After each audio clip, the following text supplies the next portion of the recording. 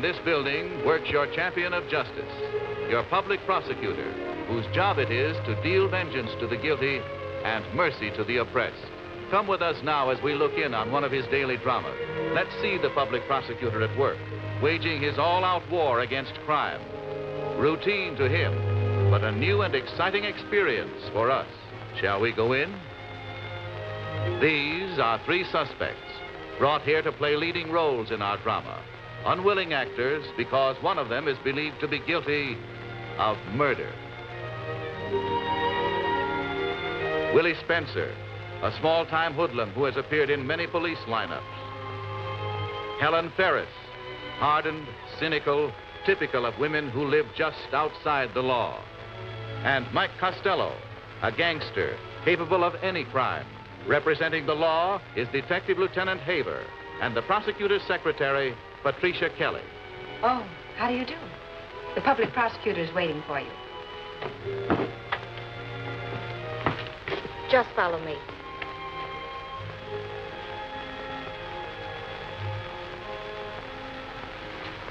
Nice of you to come. Won't you sit down? You've seen this in the morning paper. Charlie Jackson was one of the best-liked young cops on the force. He was murdered in the line of duty. Each of the suspects in our custody, whom you saw in the outer office, not only had a motive, but was seen at or near the scene of the crime. As public prosecutor of this county, it's my sworn duty to see that his killer is brought to justice, to prove that an act such as this cannot be tolerated in a free society. I ask you to come down to witness the interrogation of the suspects in the case. Will you ask Lieutenant Haver to come in, please? Right.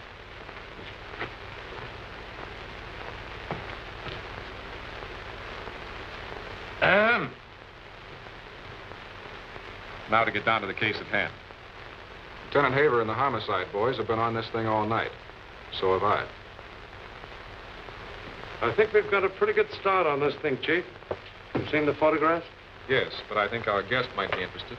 Oh. These are the official police photographs. Charlie Jackson was killed about 10:30 last night in an alley between the bank and the jewelry store on 10th Street. He may have caught somebody trying to rob either one of them. Cops don't usually go around with their gun in their hand unless they're onto something. The fellow who runs the cigar store in the bank building next to the alley told us that he heard 3 shots in rapid succession. Right after he heard the shots, he saw a black sedan roar past.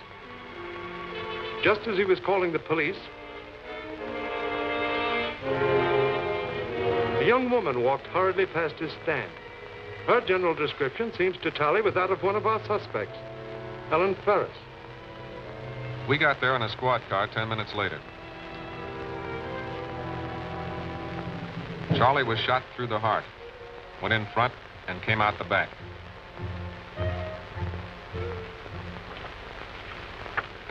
We haven't found the bullets yet, but we did find the gun, .45 automatic. It was in a garbage can about a block away. There were fingerprints on it. We're tracing them now.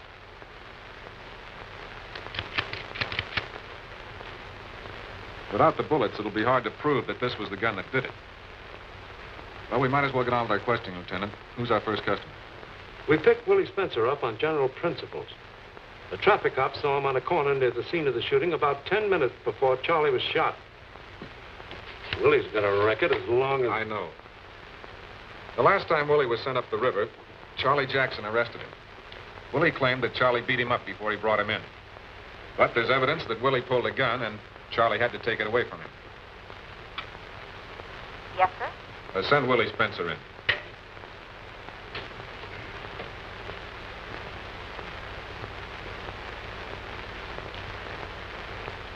You want to see me? Now, what makes you think that? I don't know. The cops, Sit down. Willie, we want to know what you were doing last night about 10:30. 10:30? Oh, I was taking a walk. I like to walk, you know. Where did you walk, Willie? Look, fellas, I ain't dumb, see? I know what you're trying to do. You're trying to find out if I had anything to do with bumping off Charlie Jackson. Well, I didn't, see? You didn't like Charlie. All right, but I didn't kill him. I was taking a walk down 10th Street. And I can't help it if that was where Charlie was killed. It was about 10:30. I was just crossing the alley when I heard 3 shots. I knew something was wrong, so I beat it. What was your hurry? Are you kidding? I knew if there was any trouble, the cops would try to pin it on me. Where did you run, Willie? Well, down 10th Street to the bus line and then home. That's where we picked him up, Chief. All right, Willie. We'll call for you again later. Just don't go away. Oh, no, you know me, Mr. Allen. Yes, Mr. Allen. Send in Miss Ferris. Right away. All right, Willie. Outside.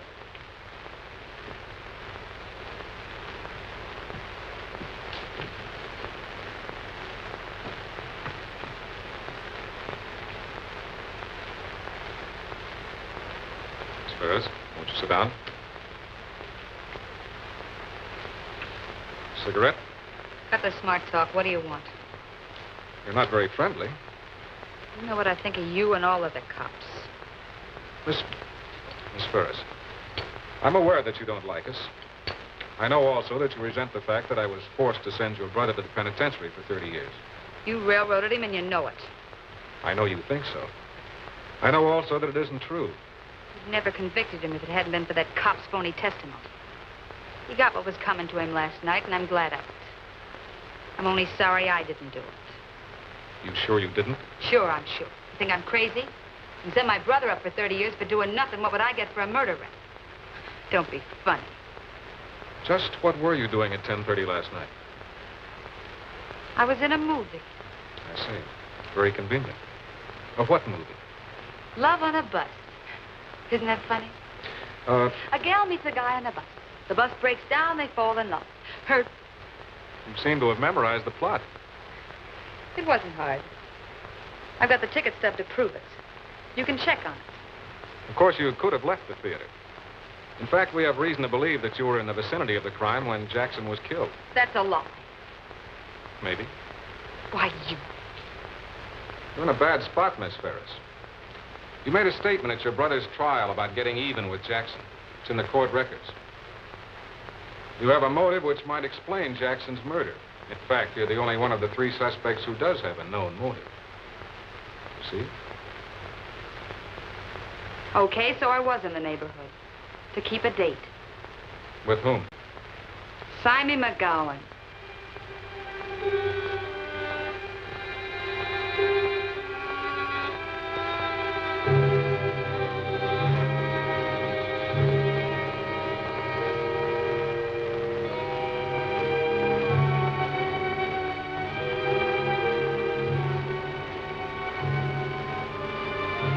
When he showed up, he told me he'd broken parole and that the cops were looking for him.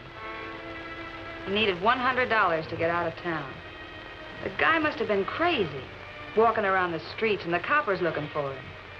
He said that any cop that ran into him was going to run into trouble. He was carrying a rod. I knew then what he meant by trouble. Then he asked me for the dough.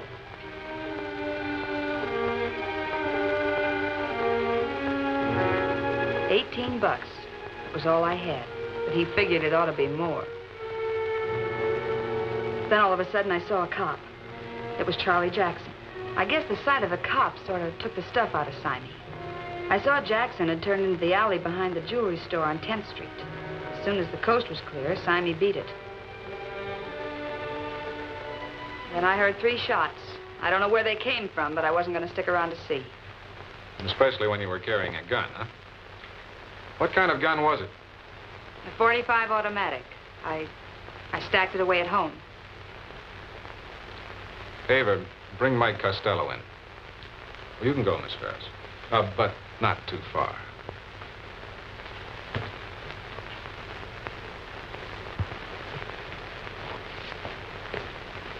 I want to know. Now, listen, what's the big... We'll ask the questions. First thing we want to know is where you picked up that stolen black sedan, and why. Oh, you know all about that, huh? Sure we do. We just want to hear it from you, and no lies. Okay. I stole it in front of a bar on 10th Street. Some jerk left his keys in it, and I drove it down the street, and the bulls picked me up with no taillight. And that's all you got on me is a hot car. You didn't see Charlie Jackson? No. The car was seen at 10th and Adams shortly after Jackson was shot. So what? I told you I picked it up in front of a bar on 10th and drove it down the street. You know Willie Spencer? Sure. Well, I just seen him outside. You and Willie weren't by any chance in on a job together. That stool pigeon, do you think I'm nuts? Say, I wouldn't trust him. He'd sell me out in a minute. And besides, I'm going straight. Yeah, in a hot car.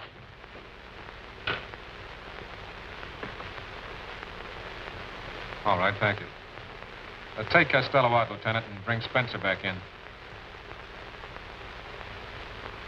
I've just had information about the fingerprints that were found on the gun.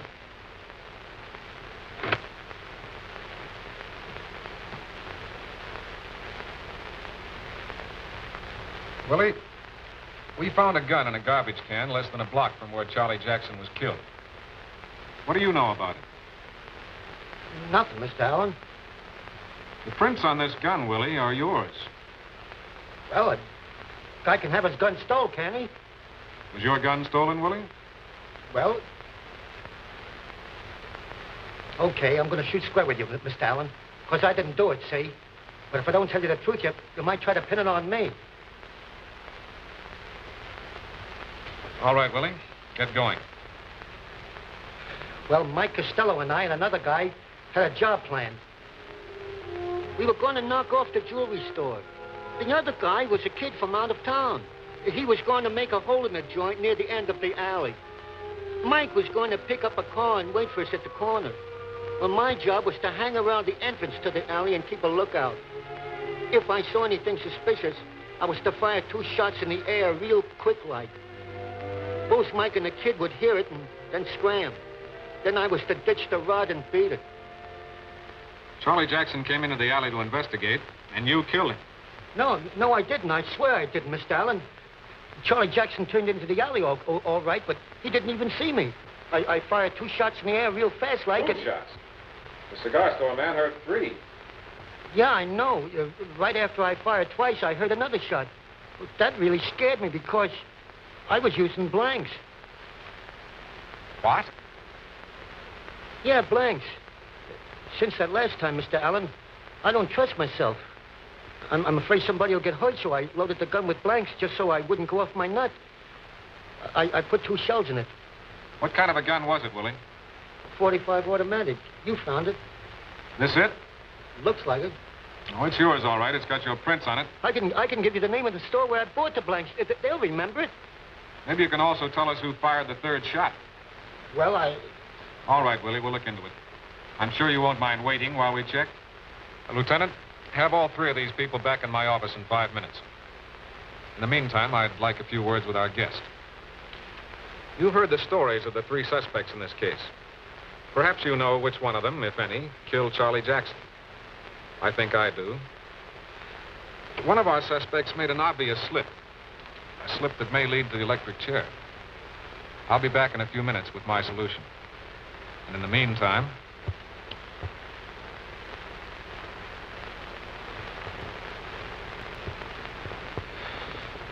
I think we can just about sum up this case here and now. We've heard the stories of the suspects, and they have given us some of the facts. Others we have learned from the homicide department. But the one slip, which we needed to crack this case, came in the testimony of one of you 3. Let me sum it up for you. 2 of the people in this room conspired with a 3rd to do a bit of burglary. Mike Costello was one of those people. Willie Spencer was the other. Another person in this room, Miss Ferris, was at or near the scene when the murder was committed. Here's what happened. Mike Costello stole a car and parked it about a block away from the alley. The other person went to work on the back of the jewelry store. Willie Spencer entered the alley about 10:30. He was the lookout man. The light in the alleyway was dim. Charlie Jackson came along. He had a good nose for trouble. He turned into the alleyway just on general principles. He must have seen something which made him suspicious. At the other end of the alley was Willie Spencer, trying to keep out of sight. The light struck him. He fired blindly 3 times, real fast. There was no one else shooting.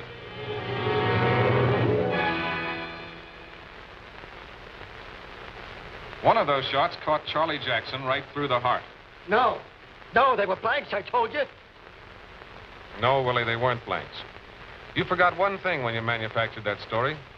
You can't fire blank cartridges rapidly in an automatic. A blank cartridge won't operate the recoil mechanism. You can fire the first, but not the second.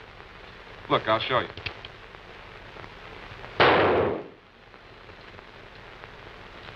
There, Willie. That's what's going to send you to the electric chair. And so, friends, once again, we see that just retribution invariably comes to those who try to live outside the law. It's been nice having you with us, and you're invited to be my guest again when the next case is brought before your public prosecutor.